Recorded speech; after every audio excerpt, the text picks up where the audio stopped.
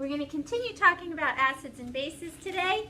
Last time we learned how to calculate pH, POH, proton and hydroxide ion concentration. Remember, if you're given a strong acid that's monoprotic, one ionizable proton, we'll go through that at the end. Concentration of that strong monoprotic acid will be equal to proton concentration, and you can do pH is equal to negative log of it. If you have a strong base from group 1, such as sodium hydroxide, lithium hydroxide, potassium hydroxide, you'll have the concentration of that strong base, the concentration of hydroxide ion, you'll get POH, and then 14 minus POH will be pH. So we're going to finish that concept up today. We're going to link it to molarity that we've talked about previously. And then once you have a good grasp on that, I want to spend some time naming acids and bases. So we're just going to finish up in terms of what we talked about last time in regard to pH and POH. Last time, and this is what you did in the do now problem, last time you were given the mass of an acid or a base, you were given the volume, and from this information in a series of steps, you were able to determine the pH, ascertain if the substance is an acid or a base, and explain why. Today we're going to work it backward. Today you're going to be given the pH and given the volume of the solution, and through a series of steps you can determine the mass of either the acid or the base. And again, if you have an acid, you can work through proton and directly to pH. If you have a base, you'll have to go through hydroxide ion and POH to get the pH. So you're going to use a similar type of situation here. Just be cognizant of whether you have an acid or a base. Now for these types of problems, I'll give you a strong acid or strong base, because if you had a weak one, it'd be very, very different. That's more for advanced chemistry, nothing we're going to get into at this point in time. First example we're going to look at involves this backward analysis. It says what mass of nitric acid, so that's what we're looking for, must be dissolved in a final volume, so that total volume of solution is given at 756 mils, and you want that solution to have a pH of 1.987. So I'm asking about an acid, so I'm going to stay with pH and proton. So let's get down what's given, and we'll figure out how to process this type of problem. So this is number 6 in your notes. We want to know the mass of nitric acid, which is a strong acid. A strong acid ionizes completely, such that if it only has one ionizable proton, the concentration of the acid will be equal to the concentration of proton. The volume of the solution is 756 mils, and the pH is 1.987. And we're going to work this problem without listing the steps, but if you think it'll be helpful, we'll list the steps at the end so you have a guideline to work from.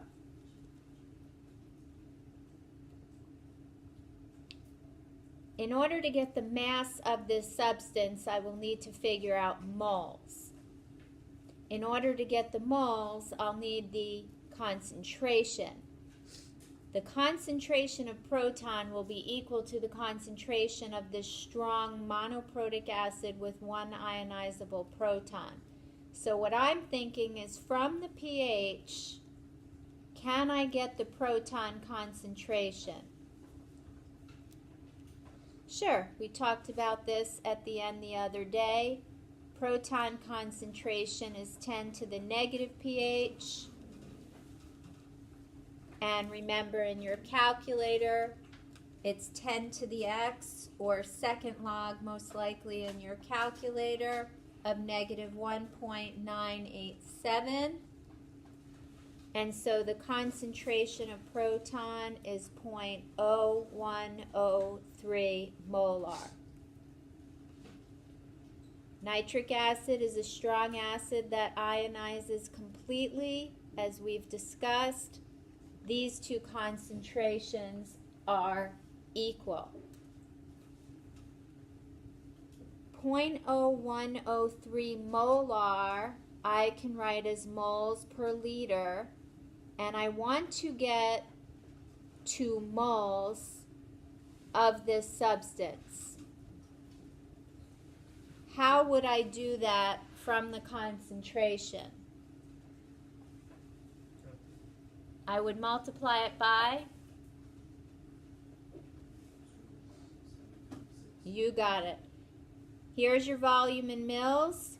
Move the decimal 3 to the left to get liters.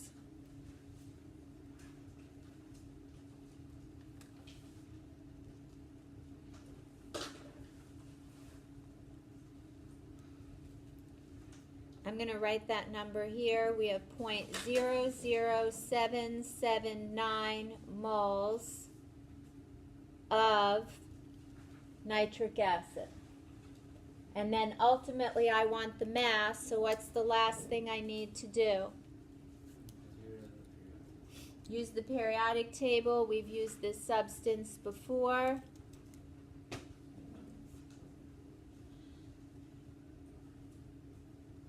And if you want to do this, that's fine. So 0.00779 times 63.0119. And so the mass is 0.491 grams of nitric acid.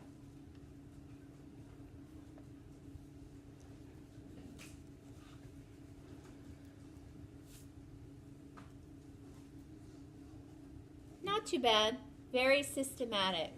From pH, we went to proton concentration. Proton concentration is equal to the concentration of the strong acid as long as it only has one ionizable proton.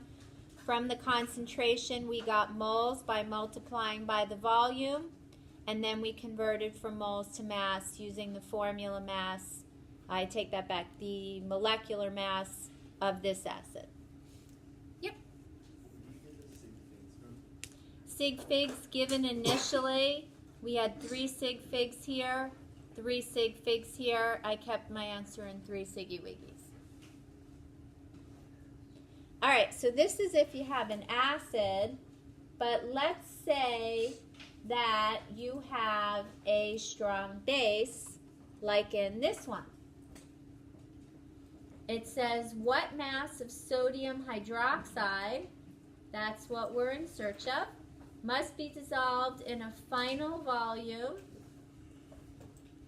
of 546 mils to generate a solution with a pH of 11.087. Let's take a look.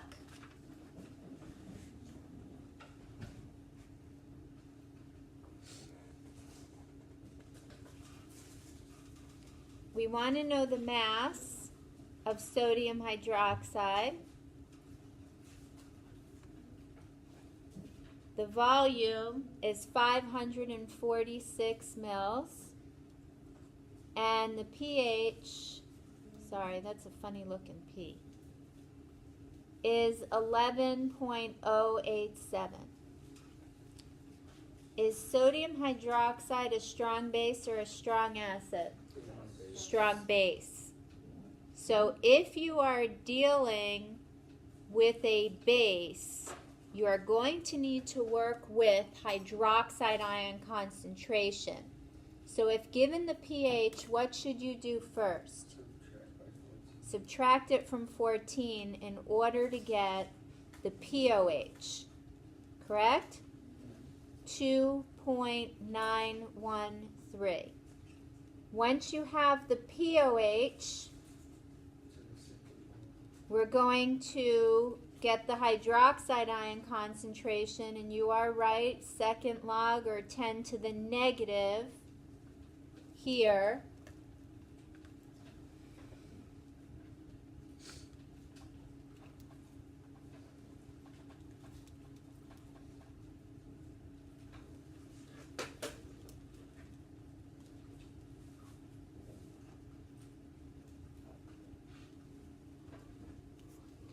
And so the concentration of hydroxide ion is 0.00122 molar, or moles per liter.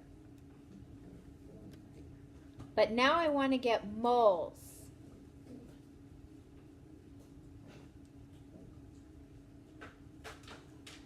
In addition, this is equal to the concentration of a group 1 base that ionizes completely and has 1 hydroxide ion.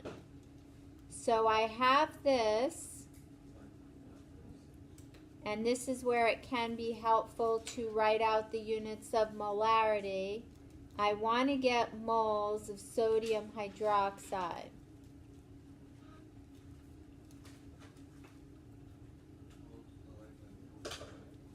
You're going to multiply it by the volume in liters, move the decimal 3 to the left.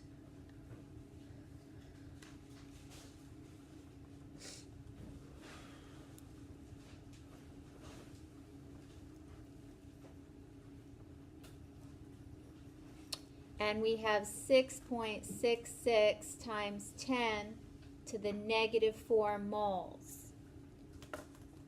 Now, once we have moles, how do we get mass?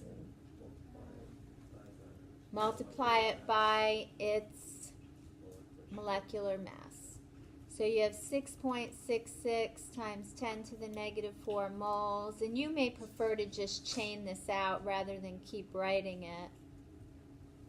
Sodium hydroxide has a molar mass of about 40. I'll calculate it. Use that in the lab all the time. You'll be using that next week to titrate with.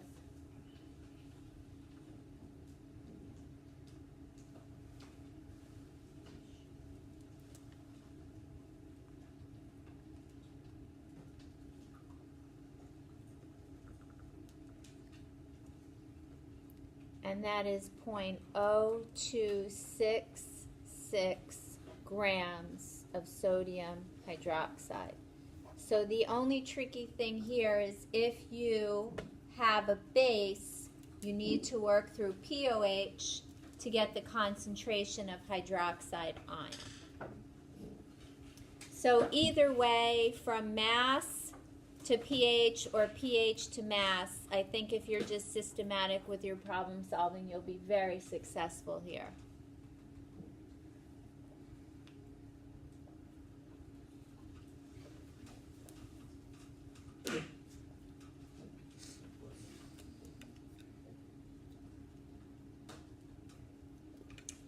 All right, why don't you give number 8 a try, and we'll check it in 3 minutes. Go.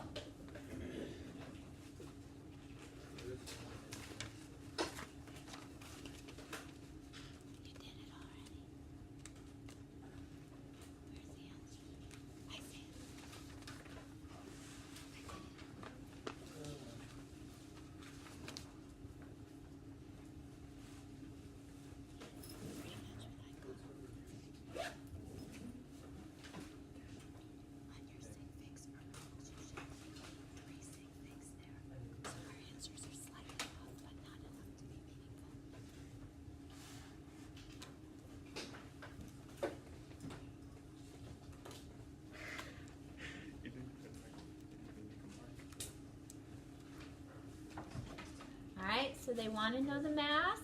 They give you the final volume. They gave you the POH on this one just to keep you on your toes. So are you going to work with POH or pH? pH, all right.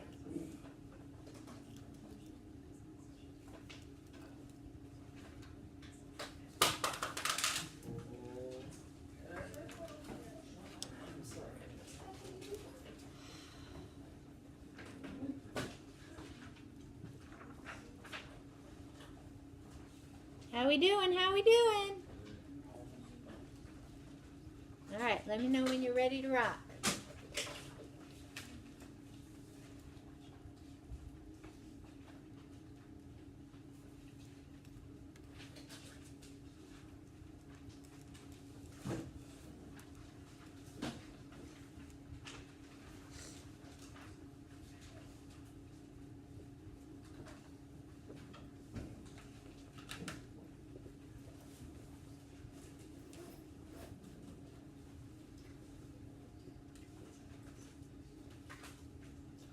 All right, who's got an answer?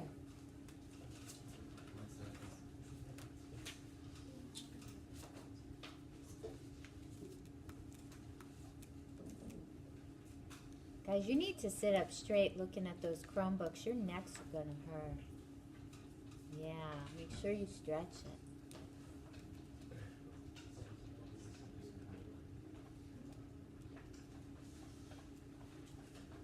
Alrighty, let's check. Did you get what I got? Yes, yes, yes? It's a happy answer? If you didn't get what I got, look at my work and look at yours and see where they don't match.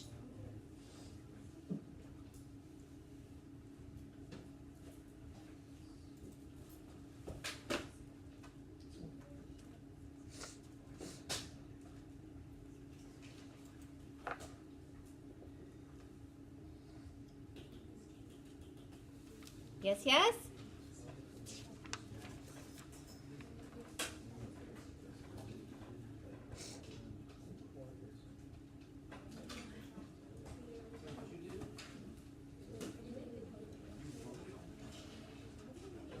We're good? All right, so we're going to switch gears a little bit here. And one thing that we mentioned initially was that we were going to learn how to name acids and bases. You already know how to name bases. You probably just didn't know they were bases back when you learned it. Sodium hydroxide, lithium hydroxide, aluminum hydroxide. We'll review that as well as the formula writing, but what I really want to show you today is how to name and formula write acids. In some of the other classes, they learned this when they learned how to name and formula write way back in chapter 5 in the beginning of the second 9 weeks. But it does become a little tricky to learn everything at once, so I hold the acid piece to here. Based on your understanding and mastery of naming and formula writing, both molecular, that is covalent compounds, and ionic compounds, you'll be very successful with this section. It'll be much easier for you at this time of the year. With acids, we're going to have two types. We're going to have binary acids and ternary acids. What does the prefix bi mean? Two. So binary acids are going to contain two different elements. The first one will be hydrogen. That hydrogen will be followed by a nonmetal. You may or may not have subscripts. That's dependent on the formula writing. When you name them, binary acids always have the prefix hydro. Every binary acid starts with hydro. Think of some of the acids we've played with this year. Name one acid that we've used. Hydrochloric acid. That is a binary acid, HCl. It starts with hydro. What does it end with?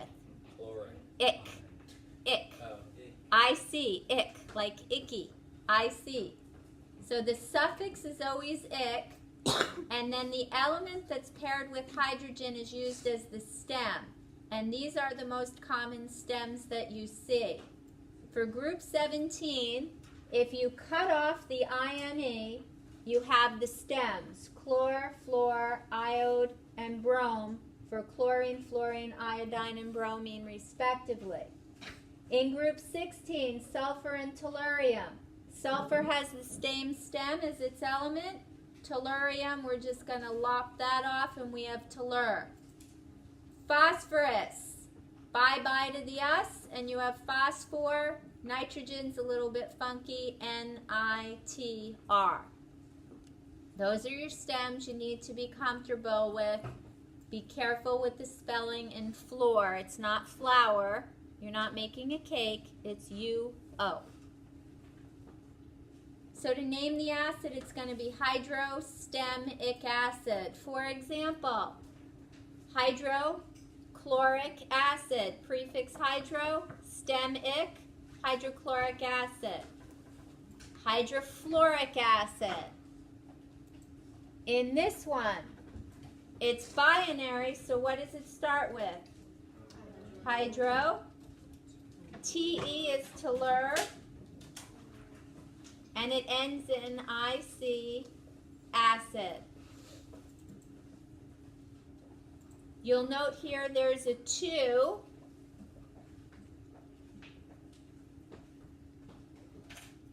That comes from the formula writing, and we'll get into that in just a minute. The other thing I would like to mention, because I inadvertently put this on the quiz, but I promise it's so very easy, you'll all get it right. I promise, I promise.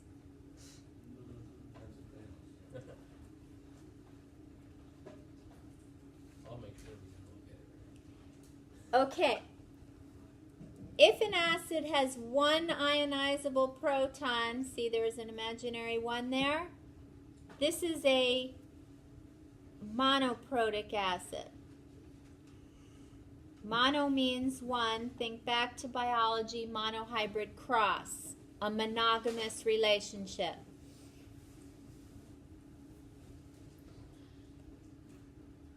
This is hydrotelluric acid, and there's a 2 here. This is a diprotic acid. It has 2 ionizable protons. And so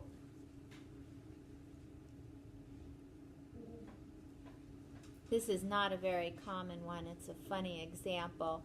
But nonetheless, here's one ionization, and then this could be ionized further. We're not really going to get into it. 2 is di. So what about this acid? Is that a monoprotic, diprotic, or triprotic? Tri. Like a tripod. Or a tricycle. Or a triangle. So smart. All right. I inadvertently put that on the quiz, but I don't foresee a problem with that. It'll say circle the monoprotic acid, circle the diprotic acid. I don't think there'll be an issue. I promise to review it. In continuing with our naming, all binary acids start with hydro. Then we'd have iodic acid. The naming of binary acids, piece of cake. If you forget it, think about the HCl you've used all year long. You know that's hydrochloric acid. Binary acids start with hydro and they end with ic. When you go to write the chemical formula, same thing you learned early on.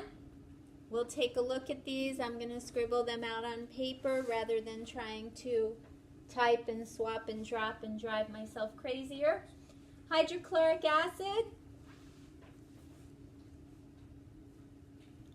Hydro means it's comprised of 2 different elements, H and a nonmetal. 1 plus, chlorine group 17, 1 minus. Swap drop, can't reduce, eliminate the charge. Hydrobromic, grossly similar, from group 17, as such. When you have aqueous here, that means dissolved in water, and this is indicative of these substances being acids, as opposed to HCl as a gas, and that's hydrogen chloride gas. But when you see aqueous, they're signifying acid, and you'll use your hydrochloric hydrochloric acid, your hydrostem-ic rules. Hydroiodic acid, again H. I minus, formula written properly, aqueous, indicating that it's dissolved in water and an acid. What about hydrosulfuric acid? You'll again start here. Sulfur's in what group? 16 with what charge? 2 minus, so you would have hydrosulfuric acid. Why don't you try the last two, hydrophosphoric acid and hydrofluoric acid?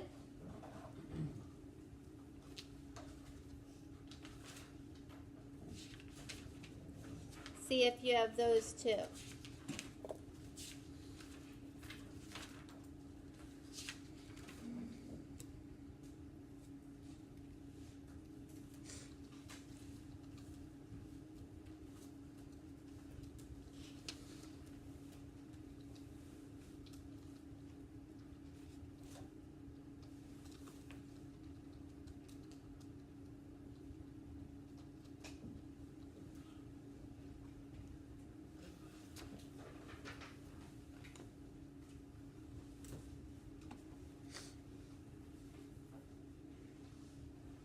Did you get what I got?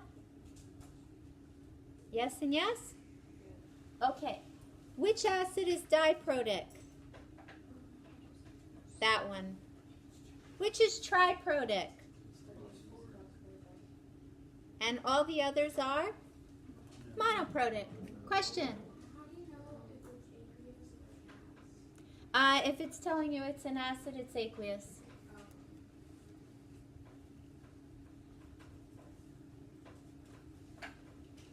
Easy peasy? Alright, last piece of the puzzle. Oh, you can do it. You can do it, you can do it. Here we go. Ternary acids. Ter means 3, like tertiary structure with proteins. Like Triceratops. Like a who? Like a Triceratops. Did you learn about ternary structure? Like No? You learned only like primary and secondary structure with proteins? turnips come in 3. No, you didn't learn like alpha helices and beta pleated sheets? No? Alright, you learned that in AP Bio. Alrighty! Ter means 3. So the acid's going to have 3 elements. H, X, which can be a metal or a nonmetal, and then you've got to have O. And the A and the N subscripts depend on charge and what the polyatomic anion is.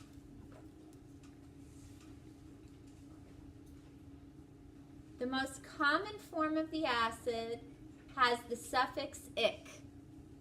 No prefix. So you won't confuse it with a binary acid, which you know is hydrostem-ic acid. The most common form of the acid in its ternary form has the suffix "ic."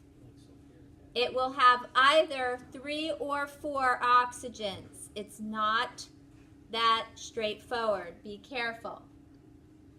However, what is clear is the "ic" form will have a polyatomic ion that always ends in 8. For example, H2SO4. I look at that polyatomic anion shown here, sulfate ion. I change the 8 to "ic", and then I use the stem for sulfur, which is the same.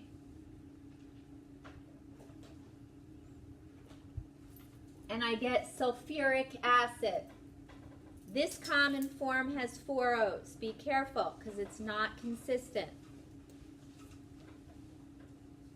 I look at this acid, ClO3 minus is a chlorate ion. 8 becomes ick. I've got chloric acid. HNO3. NO3 minus is a nitrate ion. What would you guess is the acid name of HNO3? Nitric acid is correct.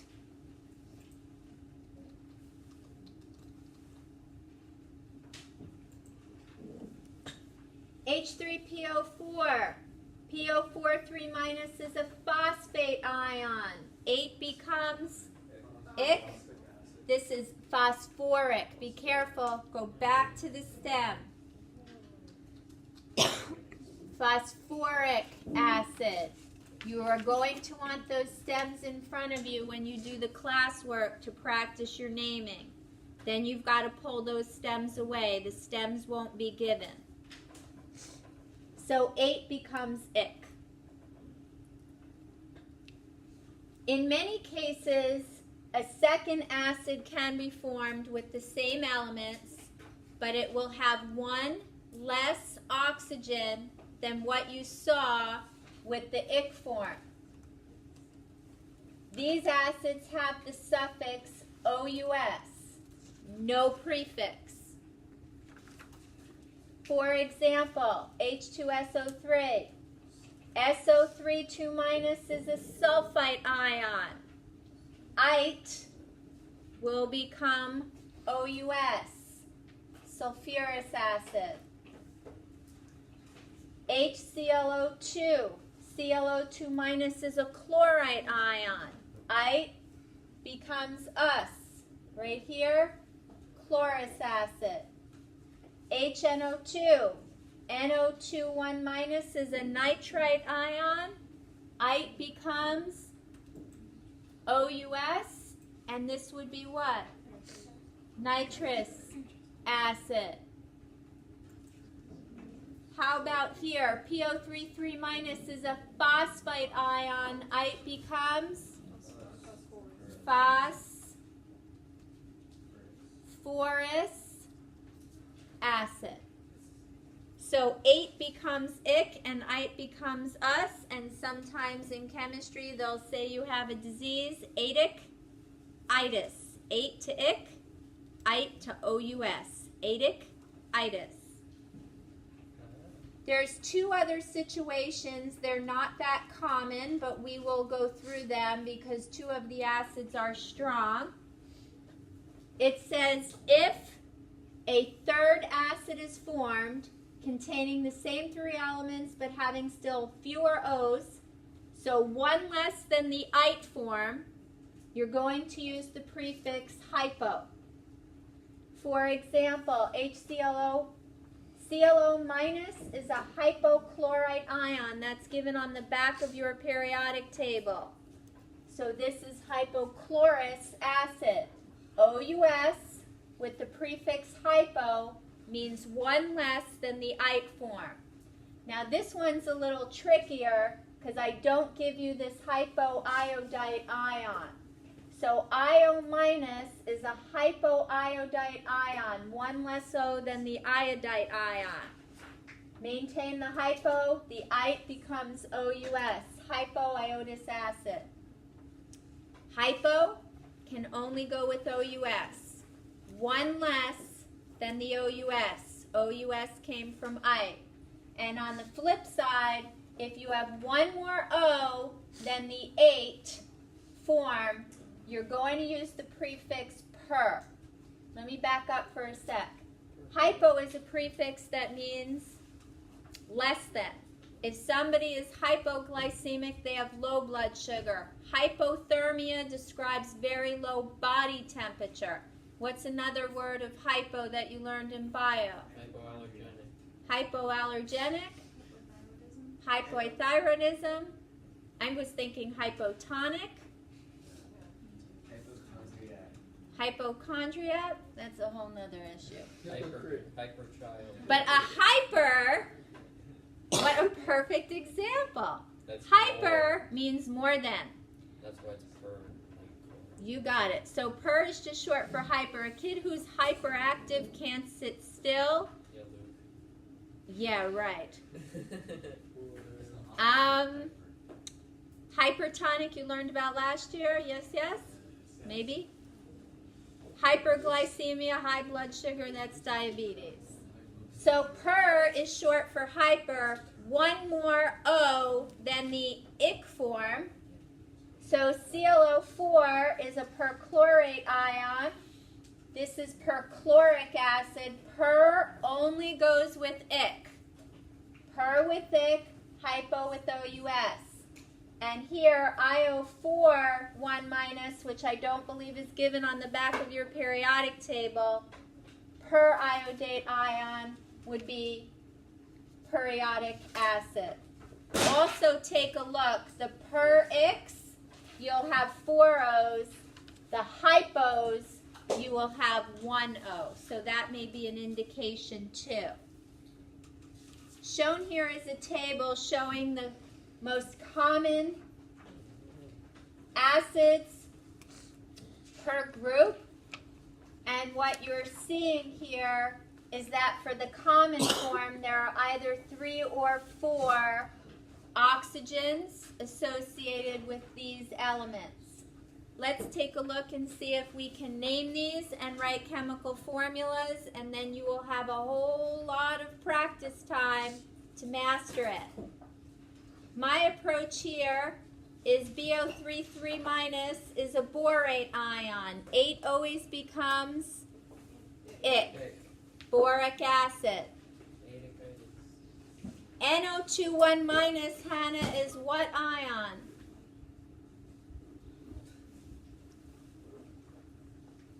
NO2 1 minus is what ion? That would be a nitrite ion. So that becomes nitrous acid. PO4 is phosphate, so this is phosphoric acid. IO3 minus is an iodate ion, so this is iodic acid. H2SO4, Sulfuric acid. not hydro though, just sulfuric, right? Because only binaries have hydro. Yes, I realized my mistake. You've got a chromate ion, so this is chromic, oopsie, bad spelling. And then ClO2 minus would be chlorite ion, so this would be, I think you already got it. Let's make sure you can write the chemical formulas. I'm going to scribble these out on paper. I think it'll be easier for you. What you're looking at here with carbonic acid, go after the carbonate ion because ick, 8, H plus, swap drop, and you have carbonic acid. All of these will be aqueous. Nitric. If it says nitric, am I going after the nitrite or the nitrate? Trait.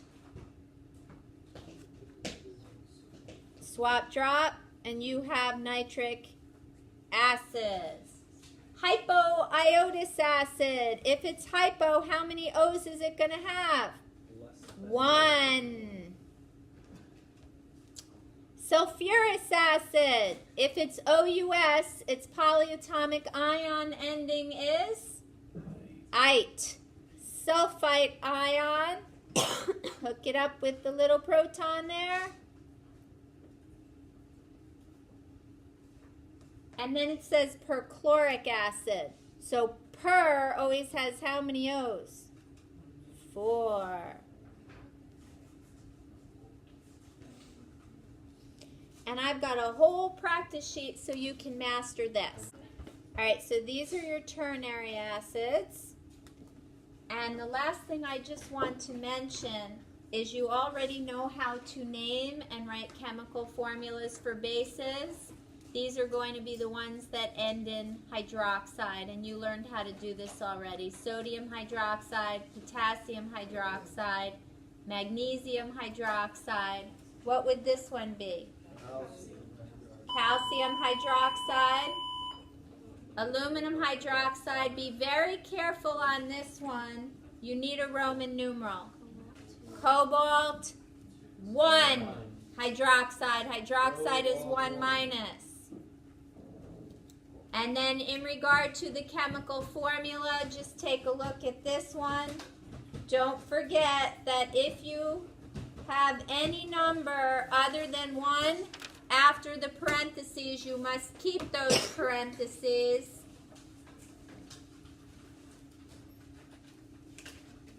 Don't drop them. That's a common mistake that we tend to see. In regard to your classwork, for the quiz, you should have already completed 1 through 19. You can do 1 through 21. And I will give you a secondary classwork today, and you can do the front page. This is on the naming and the formula writing of acids. And that's as far as your quiz will go. Question.